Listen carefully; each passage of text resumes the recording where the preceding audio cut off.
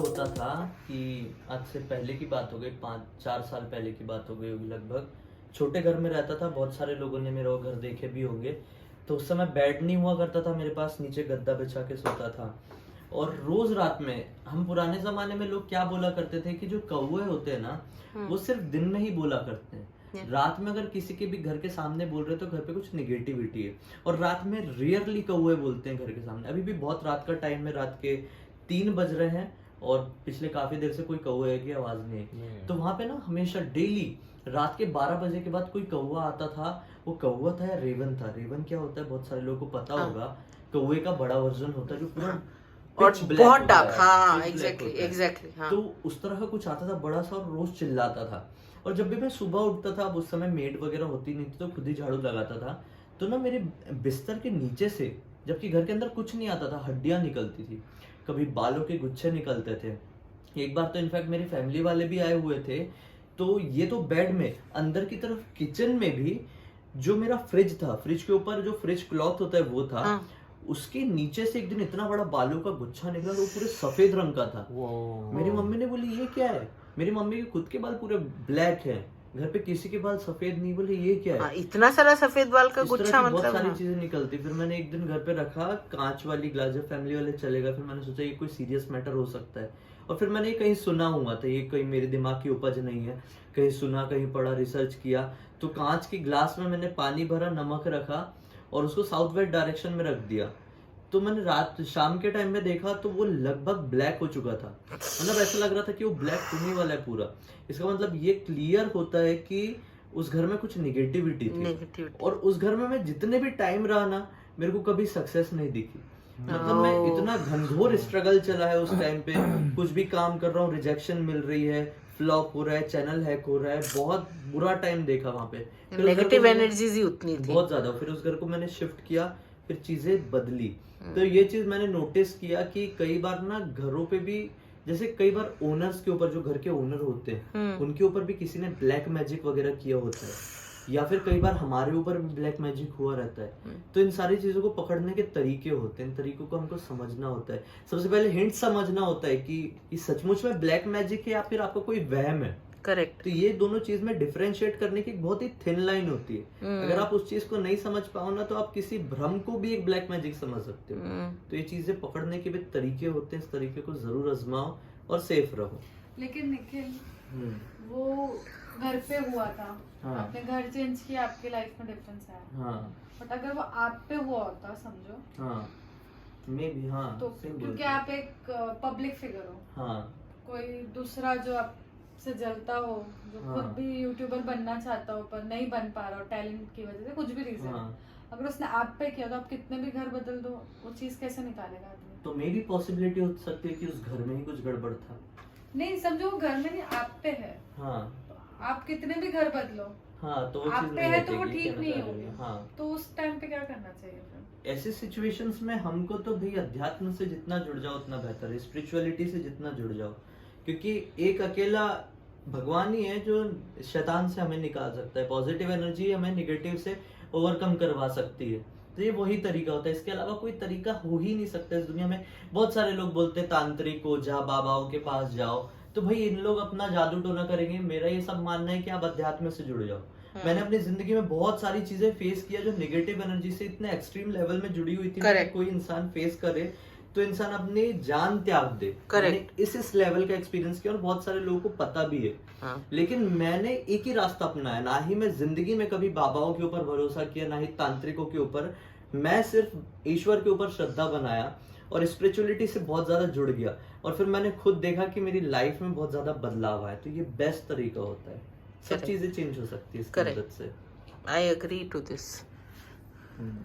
Problem थी, उसको कुछ अटैक गया, बंदा गया नहाने, उसको ब्लड प्रेशर की प्रॉब्लम थी। नहाने गया, उसका पैर फिसला, बेसिन पे लड़ा और अंदर ही रहा। पानी वानी खुला हुआ था, कोई भी नहीं था। शाम को रूममेट आता है, देखता पानी की आवाज आ रही है, कब से अंदर है, नॉक कर रहा है, कुछ नहीं। 2 घंटे से भी उसको नहीं पता था ये ऑलरेडी कितने देर से है, वो फिर भी 1 घंटे तक नॉक कर रहा है, अरे निकल।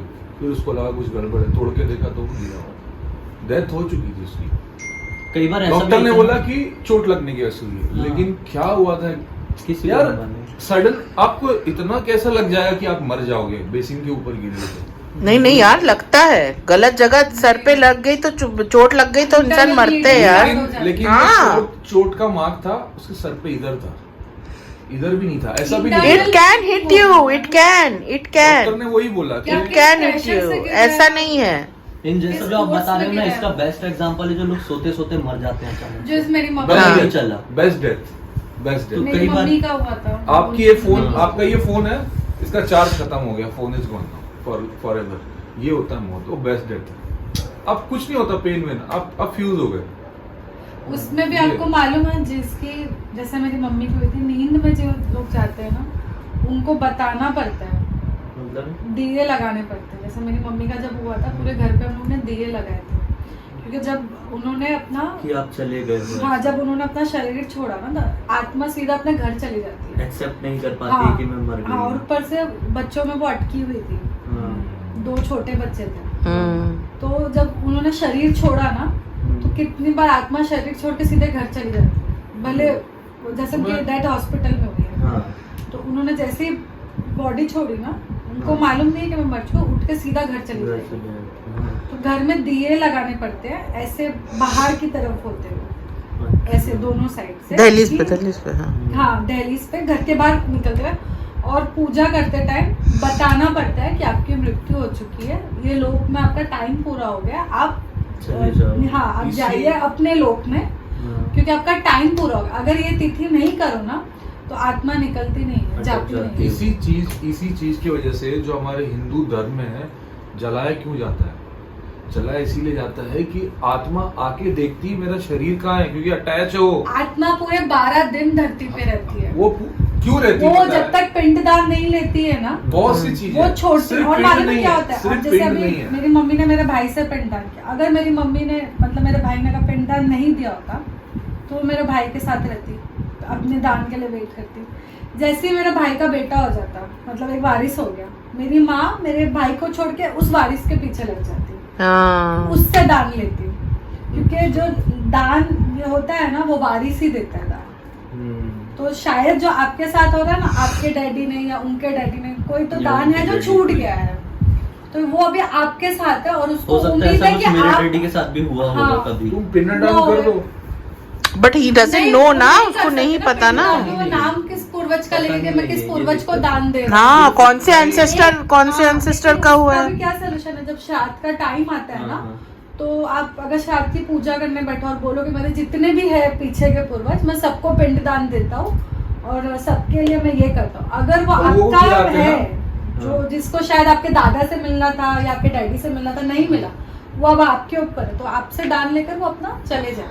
कौओं को खिलाते हैं ना, हाँ, पिंडदान तो बहुत तुम जरूरी बनवाओ है। खाना, उसको खिला दो। तो दोस्तों आज के लिए इतना ही। आई होप आज का व्लॉग आप लोग को अच्छा लगा हो, एंड मतलब बहुत ही स्पूकी स्टोरीज थे, एंड मतलब ये पार्ट 2 था ऑब्वियसली, और बट ये एब्सोल्युटली रियल लाइफ इंसिडेंट्स थे जो हम सब ने एक्सपीरियंस किया है, जो हम शेयर कर रहे थे।